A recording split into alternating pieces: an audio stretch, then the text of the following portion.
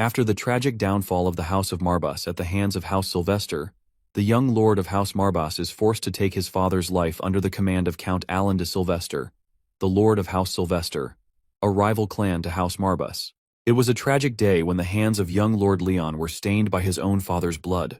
With the head of the family gone, Leon Marbas is now next in line to become the new head of this declining family, the same family which once revered as the best house of necromancy. Now that he is the head of House Marbas, Leon is leading a conference with the other nobles residing in House Marbas territory.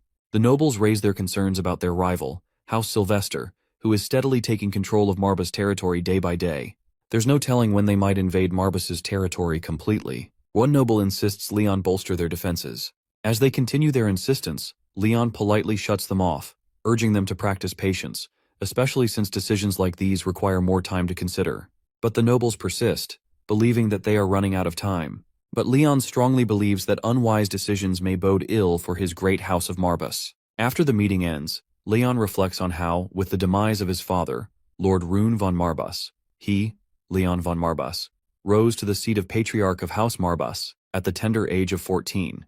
House Marbas was once feared as a powerful clan of necromancers, though that reputation has long since faded into the annals of history. Since Leon lacks much experience in governing, he wants to seek guidance. He wonders what his parents would have done in a critical situation like this. While Leon knows that his parents won't respond to his call, for the dead tell no tales, and his parents can offer no wisdom from beyond the grave, he is still in sore need of guidance. He longs to figure out how he might restore glory and prosperity to his house. Leon walks to the office that once belonged to Wellen von Marbas, the founding progenitor of House Marbas, who also held the title of the sole necromancer of the continent during his time. It is said that House Marbas first rose to prominence because the original patriarch made his name on the battlefield. However, ever since the heyday of their founding patriarch, the lineage of Marbas has struggled to produce another full-fledged necromancer, leading the family's fortune down a path of decline. And as fate would have it, Leon was even forced to take his own father's life. Once inside the room, Leon picks up the book that chronicles their lineage. The founding Marbas patriarch, Wellen von Marbas, was a near-mythical figure. With a wave of his hand, he would sweep away his foes like a lethal tempest, summoning waves of the undead in an unrelenting death march.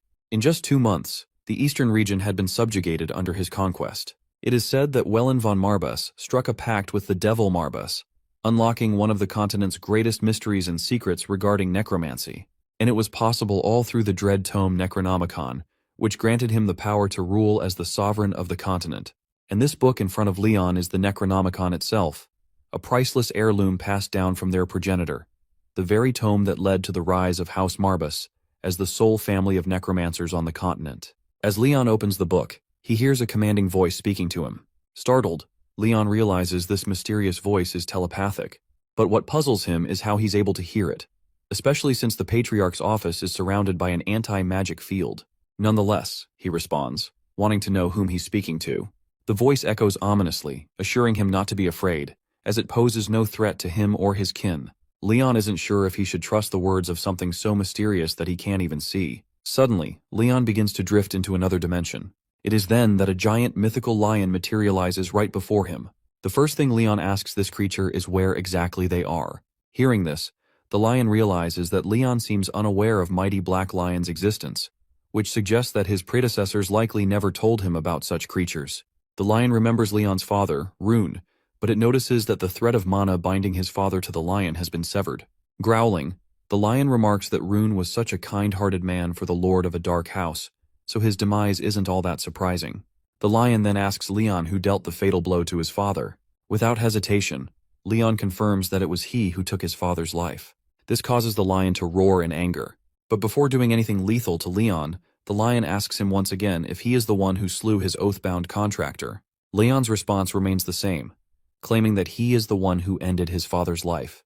The lion goes into a furious frenzy. A dark and crimson fluid strikes Leon, through which the lion peeks into the events of the past related to Leon. Seeing how Leon looks completely expressionless and deadpan before and after killing his father, the lion realizes that Leon has been stripped of his senses. The hands that cut the rope of guillotine may have been Leon's, but that does not mean he is the one who killed his father. However, Leon insists that he is responsible for it, and there is no point in denying this truth. This is then that the Black Lion senses something more profound in Leon than just despair. He notices an ominous aura radiating from him, an aura so overwhelming that even the great lion begins to cower like a kitten.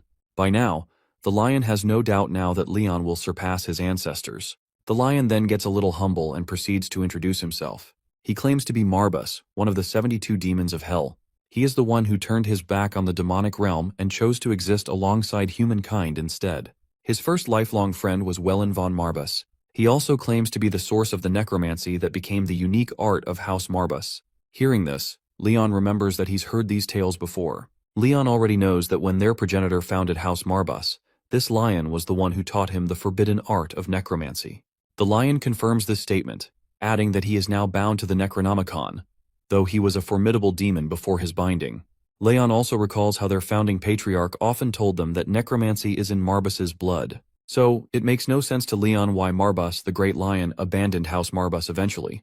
The lion quickly senses the animosity Leon harbors and questions him about it. Leon expresses his concern. Since the time of their progenitor, House Marbas has not produced a necromancer of his caliber. The only reason Leon can think of is that the great lion abandoned them. The lion makes one thing clear. The reason why Leon and his kin have been unable to wield the true might of a necromancer is that they are too weak to perform the role of a fitting vessel. None of Wellen's descendants hold a candle to the sheer talent Wellen possessed. The only thing holding House Marbas back is the decline in their bloodline. After a moment of contemplation, Leon is ready to acknowledge what the lion is saying. After all, it's been nature's law that the strong devour the weak. This is one reason he doesn't feel much remorse about his father's passing, especially since he had nothing special to offer. That said, Leon decides to take the burden of what his father was supposed to do onto his own shoulders. Since Marbas, the black lion, claims he hasn't turned his back on them, Leon requires this lion to do him a favor. But the lion reminds our boy that a favor is an act of kindness, where one party only stands to make a loss. Being a demon, the lion prefers a pact or a deal rather than doing a favor. In this case, Leon decides to make a pact for the power of necromancy. He further strikes a nail into the lion's ego by questioning whether this mighty creature is even capable of granting such power. The lion acts somewhat annoyed at Leon throwing shade over his capabilities. For the lion, the most important question is whether Leon is even capable of wielding such magnificent power. Leon doesn't hesitate to confirm this. He feels more than entitled. Had he been some talentless peon, he would never have been permitted to exchange with a lofty demon such as this black lion. It is said that ordinary folk need only converse with a demon before they are robbed of all mana, suffer hallucinations, and ultimately lose their life. The fact that Leon remains standing means he must possess at least some modicum of potential to be worth the attention of this great lion. The lion admits that Leon is certainly not ordinary. He also seems to possess a measure of grit to boot. With this in mind, the black lion is ready for the pact. However, since it's a pact, Leon will have to offer something in return. Leon is willing to offer anything the lion desires and asks what the lion's price may be. The lion laughs before boldly demanding that he need every facet of Leon's being. This demand comes as music to Leon's ears, as he is more than willing to surrender every part of his meager existence to a mighty demon like Marbas. The scene then cuts to a conference between all of Marbas' household nobles. The only person absent is our boy, partly because of the fact that he was not invited. The white-bearded man, known as Sir Kernshall, speaks his concerns to his fellow nobles. He boldly declares how Lord Leon commands little authority to make decisions of grave importance that affect the entire house. He is sure that his other fellows agree with this assumption as well. The others stay quiet, and their silence is a sort of confirmation to his point. In this case, Sir Kernshall plans to take charge of all matters concerning the house for the foreseeable future. He believes he should be in charge because he is the uncle of Lord Leon, which makes him the closest kin of the current patriarch. With that, he gives the others the chance to speak if anyone has a problem with him taking the position as steward of the house. One man quickly supports Sir Kernshall, believing it would be unwise to oppose him, given that the alternative is a mere pup who hasn't even come of age yet. He certainly doesn't want to leave crucial decisions up to an unworthy child like Leon. Slowly but surely, the others vote for Sir Kernshall to take control of family affairs for now. But one fat man shows his disapproval. He believes that Lord Leon is the only direct descendant of the previous patriarch, and there is no precedent in their family history for appointing the next patriarch in violation of direct lineage. In response, one man glares in disapproval. He believes that what good is lineage when their entire family might be wiped out.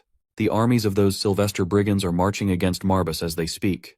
While he does recognize the fatty's concerns about birthright, it's all pointless when they're all going to die following an incompetent blindly. But the fat man continues to disapprove of his friend's actions. He believes that every last one of them sitting here is only because they were granted a place at this table by the grace of his late lordship. So everyone here owes it to the house to fight to the very last.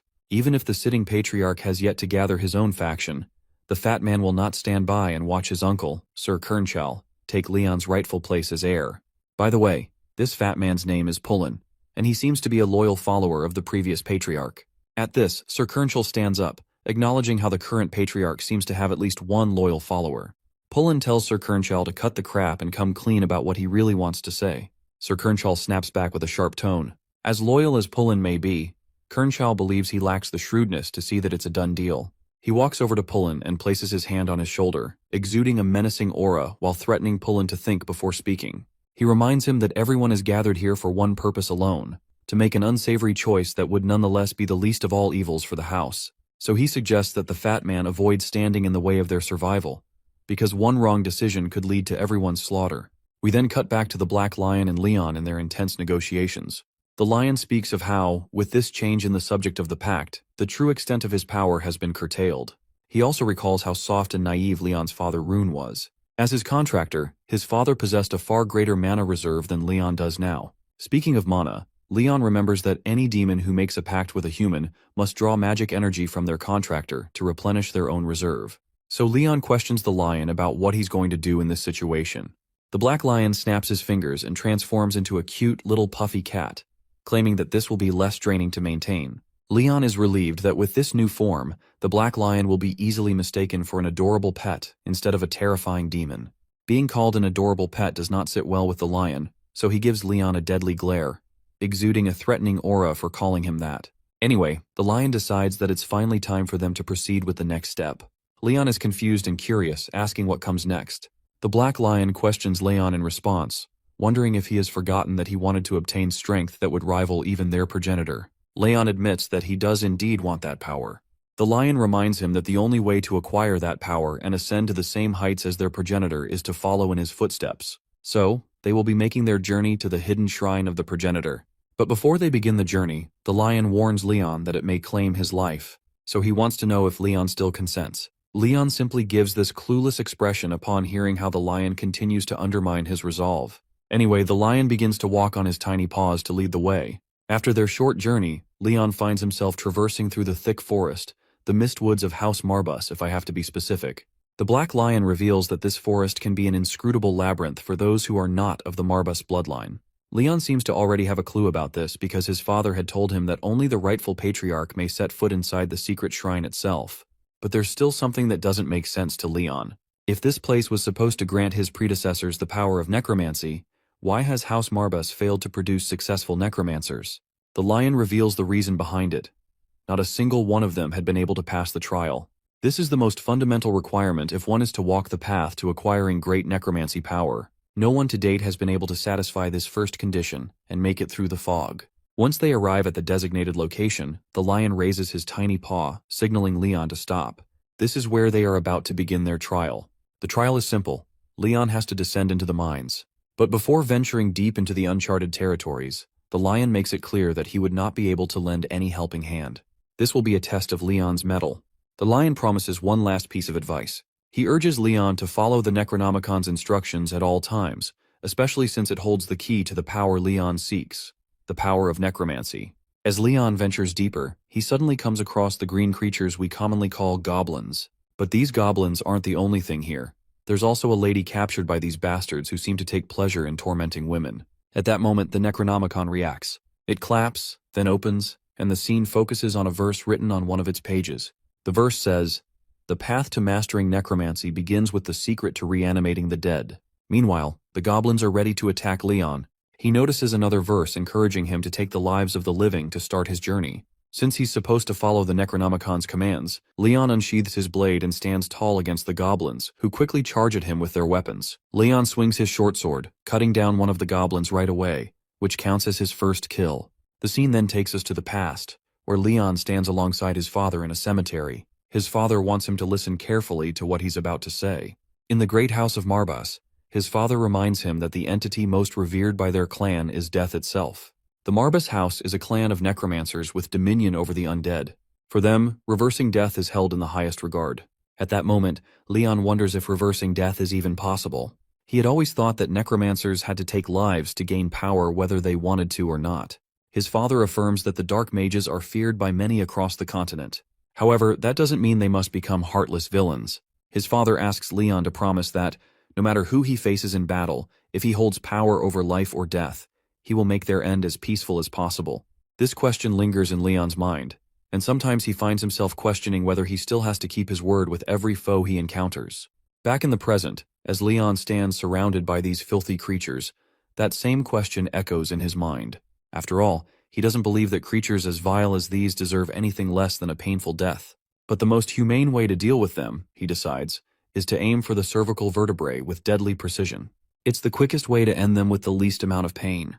Meanwhile, the Black Lion is simply amazed after witnessing our boy snag his first kill effortlessly. While it doesn't seem like Leon has much experience with a sword, he struck the vertebra with godly accuracy. For a moment, the Lion King considers that it might have been luck, or maybe a natural gift. But with more goblins charging, the Black Lion knows he'll soon find out. We shift our focus back to Leon. In the back of his mind, even he believes that his recent kill was more luck than skill. He's sure it's going to be a challenge fighting these green creatures. After all, goblins are shrewd and devious by nature. And to make matters worse, the visibility is poor. It's going to get even darker as he continues to slay one goblin after another. He notices that the torch flickers out with each goblin he kills. He realizes he needs to get used to the darkness while he still can. Instead of cutting through the enemy, he shifts his focus to piercing and dislodging with precision. He starts his killing spree, and with each goblin he takes down, one more fire flickers out. While it's getting dark, Leon's eyes are adjusting so he can see well enough now. The only concern on his mind is the condition of his dagger, which is taking damage from the clashes. But he didn't expect much more from a ceremonial blade. Suddenly, a goblin leaps into the air to strike him, but Leon quickly retaliates by throwing his blade at the charging opponent, slicing its cheek. Seeing how Leon just discarded the only weapon he had catches the Black Lion off guard. It's insane to think he just discarded his weapon in the middle of the fight. But the reason Leon threw his sword was simple. He wanted to grab a bigger, sharper blade. Once he has it, he swings it with deadly precision, slashing the goblin and ending the threat. With the danger neutralized, he walks toward the damsel in distress and begins untying her. The woman is immensely grateful, finally rescued by a hero straight out of a fairy tale. But the ending of her story is not so sunshine and roses. Before the woman can even finish expressing her gratitude, Leon pierces her right in the middle of the chest. The moment his blade lands, Leon is reminded of a piece of advice his father once gave him. He spoke of monsters with the ability to mimic human beings, which he had encountered during his travels across the continents. Leon stabs her again mercilessly, causing her to groan in pain. The reason for this unexpected second stab are once again his father's words. He had specifically told Leon that those who deceive and exploit the trust of others do not deserve a peaceful death. They must experience the same fear and despair their victims felt. And so, Leon believes this woman deserves to learn that lesson through suffering. As he begins his torture, her screams echo through the dungeon. With her death, the last torch is extinguished. The scene shifts to a hotel where dancers are performing, and Sir Kershaw is running the show, surrounded by women. Sir Kershaw is having a blast, fully convinced that the Marbus household will soon be under his command. The woman to his left is equally confident, thinking a gentleman like Sir Kershaw is far more suited for the role of head of the household than a baby-faced boy like Leon. The girls around them continue to flatter him, and Sir Kershaw is enjoying the praise. He believes he's the lesser evil compared to Leon, who would drag House Marbus to extinction. Sir Kershaw is certain that his rise to power is the best thing for the house. While this shit-ass having a laughter full of joy, the brown-haired man wonders how they'll deal with Leon. The people of the estate were fiercely loyal to Leon's father, which could make it harder to dispose of him. But Sir Kershaw reassures him, promising that he already has a plan. He will make Leon's demise seem justified after the fact. Since dead men tell no tales, framing Leon with lies will be easy. The brown-haired man is glad to hear this. After all, the last time anyone heard from the dead man was centuries ago, when the founding patriarch wielded the power of necromancy. With a toast, they celebrate the success they believe is coming. Meanwhile, we cut to Lord Alan de Sylvester of House Sylvester. He's questioning his men about the progress of their plan to subjugate Marbas. One of his men reports that Sir Kershaw is essentially a pawn working under House Sylvester. Now, they just need the official approval for all-out warfare from the imperial household. Count Alan is thoroughly enjoying himself. He finds it laughable that House Marbus is under the impression that their enemy won't launch an attack when it hasn't been long since the first conflict. Alan's lackeys shower him with praise, acknowledging that none of this would have been possible without their leader's remarkable foresight. He also makes sure to give credit to Sir Kershaw, who, in Alan's eyes, is playing right into his enemy's hands. To think that the centuries-long history of House Marbas will end at the hands of a short-sighted traitor, it's almost too entertaining for Count Alan. He orders his men to hasten the preparations. Count Alan feels like he's on a streak of good luck. First, that fool of a father who got his head chopped off by his own son. Now the son himself will be next. But little does he know, the lamb he's talking about is preparing to turn himself into a literal goat. Back in the dungeon, Leon has just finished off the last of the monsters, and the dungeon is pitch black with all the torches snuffed out. This means she was the last monster he needed to kill. Just as he says this, the torches reignite, much to Leon's relief. The Black Lion, meanwhile, is absolutely thrilled to have Leon as his contractor. He leaps over Leon, causing him to fall into the pool of blood. The lion is driven by the power Leon possesses, enough to wipe out an entire camp of orcs single-handedly. He's amazed that not only did Leon see through the monster's disguise, but he also pierced its seemingly indestructible body. While Leon appreciates the compliment, he'd rather avoid confronting orcs, as he's been told they despise humans above all else. Still, the Black Lion is fascinated by how Leon managed to see through the disguise. He wants to know how he did it. The answer, Leon thinks, is simple. When all the other torches went out, one remained lit. The key thing was that the light of that torch was a different color. It was green, the color of the dead. With each monster he killed, the torches flickered out one by one. And sure enough, the last torch stayed lit until the end. That was enough of a hint for Leon to realize the woman was a monster in disguise, and he killed her accordingly. The Black Lion is even more excited now. Normally, he wouldn't expect a boy so young to deduce so much under such dire circumstances. When one's life is at stake, it's difficult enough to read the situation, let alone spring into action without hesitation. And yet, Leon did exactly that, dispatching all the enemies by himself without a hitch by using sheer brains. While the Black Lion was initially concerned about Leon's mana reserves, he now believes that one's potential shouldn't be measured solely by mana capacity. He's certain that Leon is hiding something special, something extraordinary that excites him even more. He's now looking forward to seeing what new tricks Leon might show next. Now that Leon has completed his first trial, it's time to move on to the next. His first task was to take the life of a living being, and now that he has succeeded, the Necronomicon instructs him to raise the fallen. Thinking about it, Leon can only interpret this as needing to create undead from the goblins he just slaughtered. And with that, he is about to take his first true step toward becoming an undefeated necromancer. This realization excites him beyond measure. Leon uncovers the path of necromancy laid before him. The little furball of doom and destruction implores him to gaze towards the defeated goblins before directing a column of mana into his vision. This will then allow a path of threads to weave and attach themselves to the bodies. Following those instructions, Leon successfully manages to find and connect each thread to the goblins. These threads are known as death lines. They hover over the bounds of death, each thread linking the soul from this world into the next world. Marbas explains that a necromancer's specialty lies in separating the souls from the bodies of the dead, confirming the extraction ritual, and after imbuing those souls with their own mana, the necromancer successfully commences the reanimation magic. This is quickly showcased as the goblins resurrected with a dark aura, bounded by a crest on top of their heads. Marbas gives him a visual representation by using one of the goblins to attack Leon, only to stop the goblin's attack at the last second. The demon labels this part of the process as branding. And while there were multiple ways of resurrecting the undead, this particular method favored on monsters. The demon promises to delve into the details of other forms of necromancy later on. Leon takes a stand, having learned something new from the tutorial. Now, it's his turn to fully repeat the process. But before that, a question lingers in his mind. Referencing his predecessor's words, Leon talks about how it is way more complex to resurrect a human instead of a monster. Right now, he's curious to know if he's at the level where he can safely resurrect a human into one of his undead warriors.